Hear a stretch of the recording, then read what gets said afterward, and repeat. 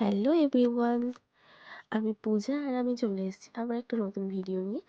তো দেখো, এখানে একটা নতুন স্টাইলে চিকেন কষা করে দেখাবো। তো লাগছে টক দই, চিকেন, পেঁয়াজ লঙ্কা বাটা, টমেটো বাটা, আদা রসুন বাটা, আর এখানে লাগছে ফোড়নের জন্য গোলমরিচ, কাঁচা লঙ্কা, একটু নুন, হলুদ, জিরে গুঁড়ো, ধনিয়া গুঁড়ো, একটু চিনি, আর লাগছে পেঁয়াজ কুচি, সাদা তেল, ঘি, আর লাগছে গরম মশলা।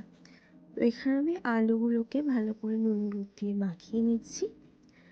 এবার আলুগুলোকে ভালোভাবে লাল লাল করে ভেজে নেব। দেখো, আলুগুলো আমার প্রায় ভাজা হয়ে এসেছে। তো আলুগুলো আমার ভাজা হয়ে গেছে, এবার তুলে রেখে দেব। এবার ওই তেলের মধ্যে আমি চিকেনগুলোকে দিয়ে দেব। চিকেনগুলো একটু ভালোভাবে লালচে লালচে করে ভেজে নেব, এতে করে খুব ভালো টেস্ট আসবে। দেখো, প্রায় অনেকটাই ভাজা ভাজা হয়ে গেছে, চিকেনের গায়ে বেশ লাল লাল রং চলে এসেছে। নামিয়ে নেব। দেখুন, এর মধ্যে এবার একটু দিয়ে দেবো টক দই, গোলমরিচ গুঁড়ো দিয়ে ভালোভাবে এটা ম্যারিনেট করে রেখে দেব। এদিকে আমি কড়াইতে তেল দেব, এর সাথে একটু ঘি দিয়ে দেব। ভালোভাবে গরম হয়ে গেলে এখানে দিয়ে দিচ্ছি গোলমরিচ, একটু থেতো করে নিয়েছিলাম। তারপরে দিচ্ছি পেঁয়াজ কুচি। পেঁয়াজ কুচিগুলো একটু ভালোভাবে লালচে লালচে করে ভেজে নেব। দেখো, লালচে করে ভাজা হয়ে গেছে। এবারে পেঁয়াজ আর লঙ্কা যে বাটাটা ছিল ওটা দিয়ে দিলাম। ওটাও দিয়ে ভালোভাবে একটু নাড়াতে হবে। পেঁয়াজ বাটাটাও যখন একটু ভাজা ভাজা হয়ে যাবে তখন আমি রসুন বাটাটা দিয়ে দেব। রসুন বাটা দিয়ে দিলাম। এবার রসুন বাটাটাকে ভালোভাবে ভেজে নিতে হবে, খুব ভালোভাবে ভাজতে হবে এটা, কারণ একটু কাঁচা থাকলে কিন্তু একটু গন্ধ বেরোয়।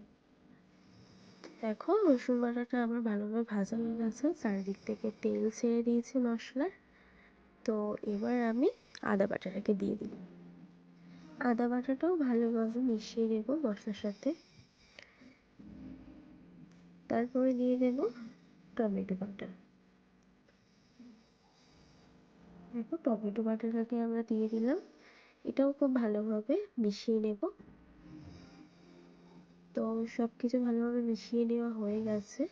এবারে দিয়ে দিচ্ছি সমস্ত মশলা, জিরে গুঁড়ো, ধনিয়া গুঁড়ো, লঙ্কা গুঁড়ো, হলুদ গুঁড়ো, আর নুন, চিনি। তো পরিমাণ মতো আপনাদের যেমন লাগবে সেটাই দেবেন।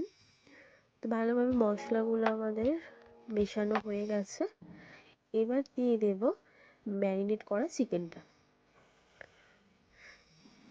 চিকেনটা দিয়ে দিয়েছি, এবার খুব ভালোভাবে কষিয়ে নেব। এই সময় কিন্তু সবসময় নাড়তে হবে, তো দেখতে হবে যাতে টক দইটা আমাদের কেটে না যায়। চিকেনটা আমাদের ভালোভাবে কষানো হয়ে গেছে। দেখো, চিকেনটা থেকে কিন্তু তেল ছেড়ে দিয়েছে। তো এই সময় আমাদের বুঝতে হবে চিকেনটা খুব ভালোভাবে কষানো হয়ে গেছে।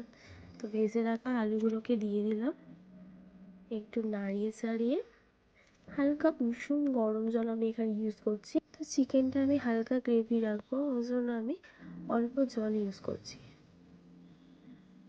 জল দিয়ে দিয়েছি। চিকেনটা কিন্তু কষাতে কষাতেই আমাদের সিদ্ধ হয়ে গেছে, তো বেশি জল ওই জন্য লাগে না। আমি কাঁচা লঙ্কাগুলো দিয়ে দিলাম। চিকেনটা বেশ ভালো করে ফুটে উঠেছে। এবার একটু কসুরি মেথি পাতা দিয়ে দেবো। তো এটাতে খুব ভালো ফ্লেভার আসে, খেতে খুবই ভালো লাগে। তো এটা তোমরা দিতেও পারো, নাও দিতে পারো। তো একটু নাড়িয়ে চাড়িয়ে গরম মশলা দিয়ে দিলাম। এবার চিকেনটা পুরো আমার রেডি হয়ে গেছে। তো তোমরাও এইভাবে বাড়িতে বানিয়ে ট্রাই করো, আর আমাকে অবশ্যই কমেন্টে জানিও কেমন হয়েছে। এই ভিডিওটা ভালো লাগলে লাইক, কমেন্ট আর সাবস্ক্রাইব করতে ভুলো না কিন্তু। চলো টাটা, আবারও দেখা হবে তোমাদের সাথে নতুন কোনো ভিডিও নিয়ে।